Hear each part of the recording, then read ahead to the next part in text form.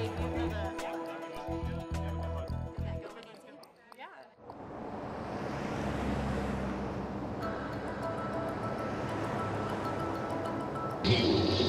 hour, News Radio 1190 KEX, Portland, Vancouver, Salem. I'm Lillian Shirley, and I'm the director of the Multnomah County Health Department. Our top story, the H1N1 virus hitting Oregonians hard. Vaccines continue to slowly trickle in, targeted at at-risk groups.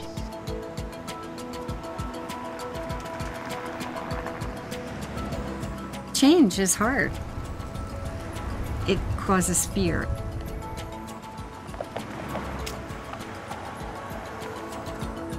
But public health practice has been evolving, and we had to take a leap there. I wanted to bring over the quarterly financials for you. It's not looking particularly good. We're at about a $2.9 million shortfall. Our resources have been declining, and I think that that's a trend that we're going to have to face. We have to really think about how we spend those dollars for the public, and that's part of our public trust. What I am concerned with is depending on our capacity. When the day was done, we cut 50 positions. The year before, we had a budget of about $151 million, and this year we have a budget of $136 million. The way to reduce our costs over the long term is to reduce the dependence on the services we provide. That means focusing on prevention. And Lillian has been not only regionally a leader, she's been a leader nationally at looking at prevention strategies. I think you have to be really clear about what your mission is. You have to be really clear about your values, and you have to constantly come back to them for all your decisions.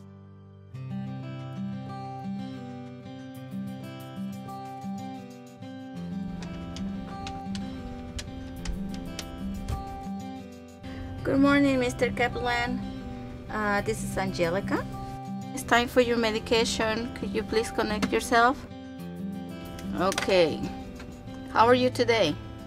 We were able to decrease the number of outreach workers that were necessary.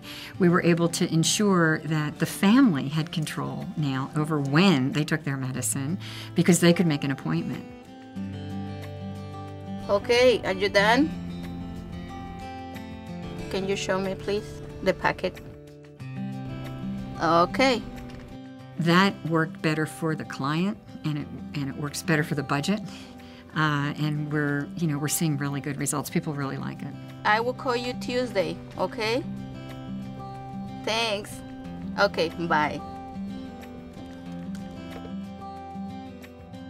Are your sexual partners male, female, or both? Female.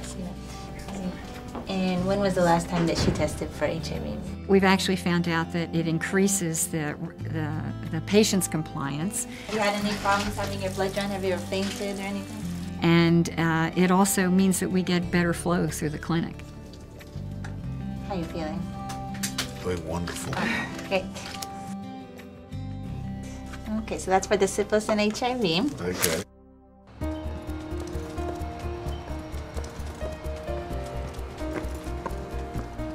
Where you see the most cockroaches, that's where you need to put more powder. There's a big problem with cockroaches here, and that's an asthma trigger for the child. I came to explain how to use the products we provided for them, which was a roach powder and some traps. That fits in with our philosophy of always moving upstream. Where is the powder? What was it that got this person in our door?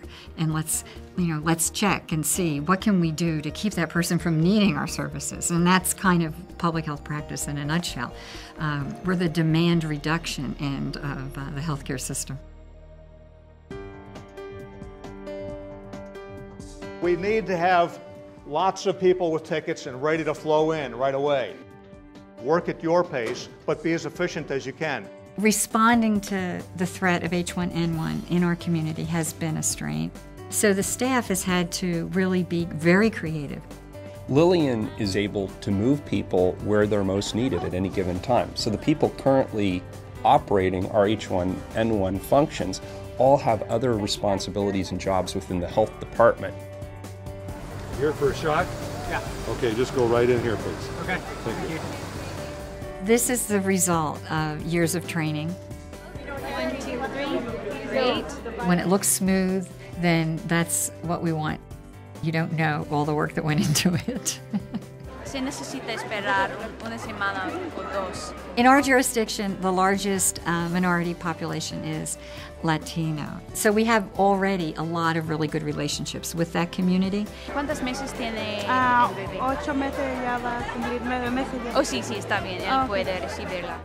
One of the smartest decisions Lillian has made is she has protected the core obligations of a public health agency.